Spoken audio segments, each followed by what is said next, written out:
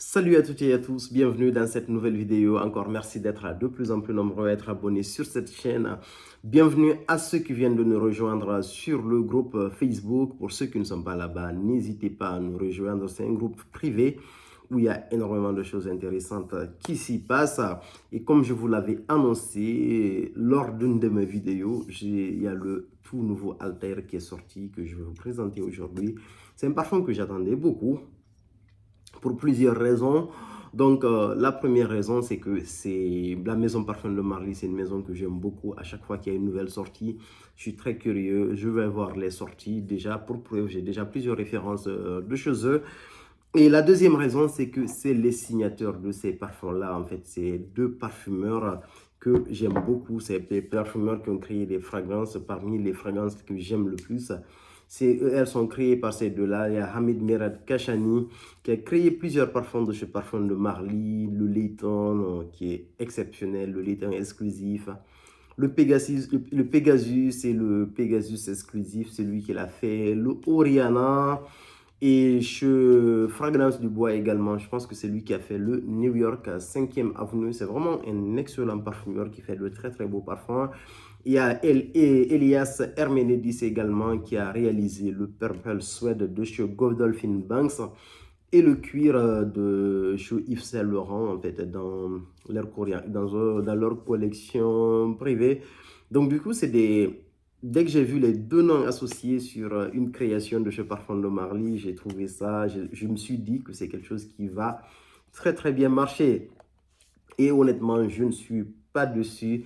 Le parfum, je l'ai aimé au premier spray. Quand j'ai vaporisé le parfum, je me suis dit, waouh, en fait, ce qui m'a frappé dans ce parfum, c'est sa fraîcheur. Alors que les notes annoncées, c'était des notes plutôt gourmandes. Et là, j'avais quelque chose de frais, j'avais quelque chose de très réconfortant que je sentais. Tout de suite, j'ai senti que c'était hyper bien exécuté, qu'il y avait un travail assez fin, que les notes étaient plutôt naturelles comme on l'a annoncé et que l'exécution, elle est très bien faite. Donc, au niveau du Altan en ouverture, l'ouverture, elle est superbe. Mais je pense que l'ouverture, je ne dirais pas que c'est la partie que je préfère le plus sur ce parfum-là, mais c'est une ouverture, c'est l'une des plus belles ouvertures en parfum aujourd'hui. Et c'est pas juste la belle ouverture et après le reste, ça va pas, entre guillemets, ou le reste est assez médiocre. L'ouverture, elle est magnifique. On a une très belle bergamote, de la cannelle, de la cardamome et de la fleur d'oranger en concentré dès le début. C'est vraiment magnifique, quoi. Et les deux notes qui s'imposent le plus ici, c'est ce combo cardamome cannelle, on va dire, qui donne à ce parfum un aspect, disons, assez légèrement sucré, en fait. Ça a un rendu qui est vraiment particulier.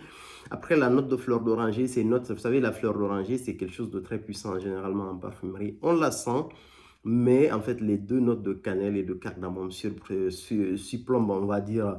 Donc, du coup, la bergamote mélangée avec la fleur d'oranger fait que ça tend vraiment à quelque chose de plutôt mixte. En fait, on n'a pas l'impression de sentir un parfum avec les profils féminins qu'on a l'habitude de sentir. L'ouverture, elle est vraiment, vraiment superbe. Après, il y a les notes de cœur qui viennent, qui sont vraiment les notes principales de ce parfum-là. La note de vanille de Bourbon, c'est vraiment la note particulière, c'est la colonne vertébrale de ce parfum-là. Elle est mélangée avec de l'élémie. La note de vanille ici, elle est superbe. C'est une vanille qui est fine, c'est une vanille qui est assez légère tout en étant présente.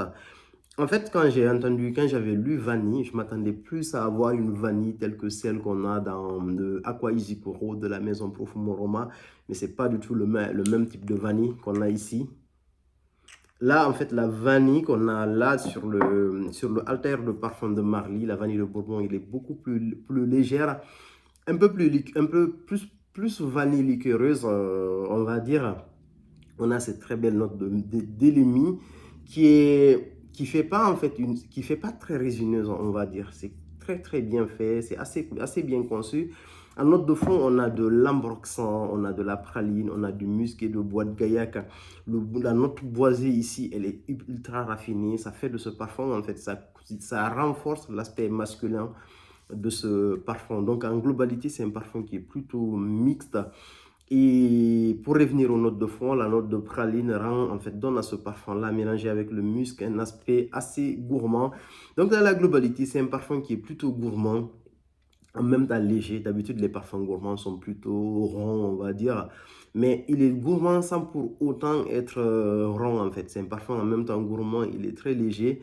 Il est, c'est vraiment ultra bien exécuté, c'est très beau olfactivement en fait. Ça, il n'y a absolument rien à dire. Sur le coup, moi je suis quelqu'un de... C'est pas que je me méfie quoi, en fait, je fais moins attention à aux descriptions officielles faites sur les parfums. Mais là, sur le coup, en fait, ils décrivent Altair comme un élixir à la fois chaud et frais, ce qui est vraiment, vraiment réel parce que c'est un parfum qui est assez gourmand et en même temps, on a cette explosion de fraîcheur. Je pense que ça, c'est dû vraiment aux notes, à la bergamote et à la fleur d'oranger en fait qu'on a mis au début. On a cet aspect ultra frais qui vous prend tout en ayant en fait la profondeur du parfum.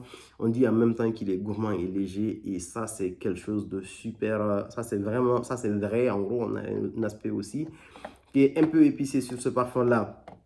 Donc, pour moi, c'est un véritable exploit, en fait, le fait d'avoir cet équilibre sur ce parfum en particulier.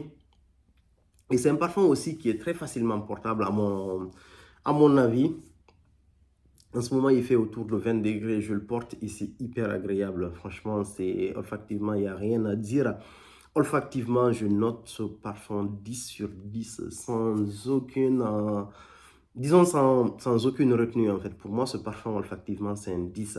Maintenant, il y a le deuxième aspect qui est très important pour la communauté en général, c'est la tenue et le sillage.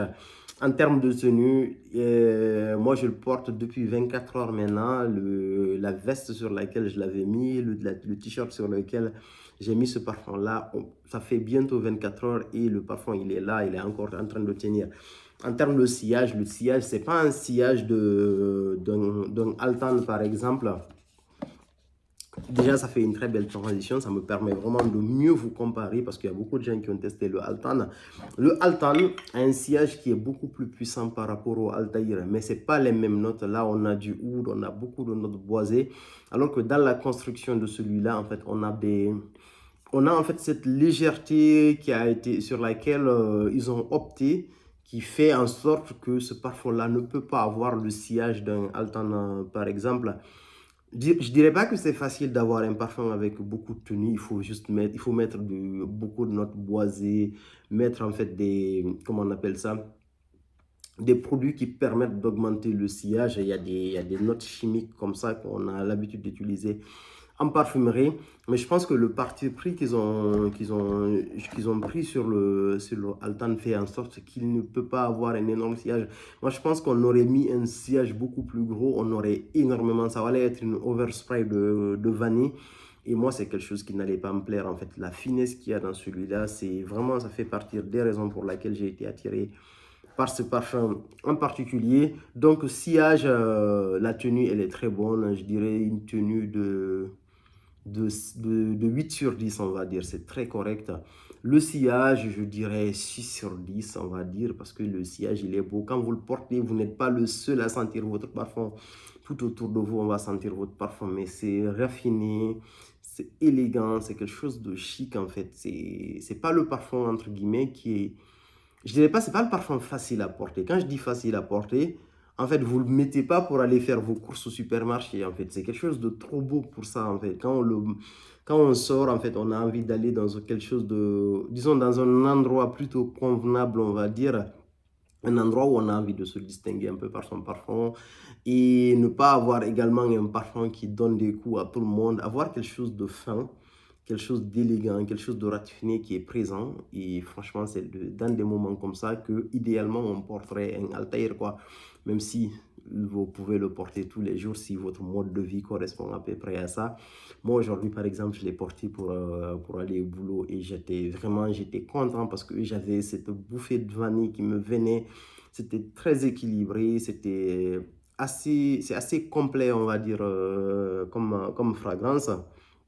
Moi, c'est une fragrance, comme je dis, dans la globalité. Olfactivement, je note 10 sur 10. Quand je prends les aspects tenue, sillage, on va dire, je descendrai autour de 8 sur 10, quoi, on va dire, dans la globalité. Pour ceux qui Maintenant, pour vous donner une idée à quoi ce parfum peut ressembler, l'un des premiers parfums auxquels je le rapprocherai un peu dans un certain aspect, c'est le Honey Oud de la maison Montal. Il y a l'aspect vanille, on va dire. Il y a l'aspect vanille, comment dire ça, vanille cannelle, un peu ambre aussi, qu'on retrouve dans le Honey Oud, que vous pouvez, en fait, vous avez cet aspect-là que vous retrouvez un peu dans le Altaïr. Il me rappelle aussi légèrement le Naxos de la maison Zerjoff, mais sans le tabac dans la globalité. Et c'est un parfum qui est vraiment très beau. Et en termes de catégorie de parfum, moi, c'est un parfum que je porterais dans les mêmes conditions que je porte déjà le Brompton Immortal, quoi. Pour moi, ça fait partir des parfums chics, ça fait partir des parfums ultra bien travaillés. Ce sont vraiment des parfums avec une ligne ultra fine, quoi. En fait, c'est dans les mêmes conditions en fait, que je porterai. Il fait partir des parfums les plus luxueux et les plus raffinés de ma collection, quoi. Moi, je le classe dans la catégorie de mon Brompton Immortal. Donc, j'espère en fait que cette vidéo va éclairer ceux qui ont envie d'acquérir le Altaïra. Et pour ceux qui ont envie de le tester et qui sont sur Paris, il est disponible à 26 rue Cambon. C'est le magasin officiel de la maison. Et vous pouvez, c'est juste à côté, vous avez la maison Memo. Donc, c'est une rue qui est très connue à Paris. Donc, c'est pour ceux qui ont envie d'y aller. N'hésitez pas à faire un tour. Et ce parfum, il est juste magnifique, quoi.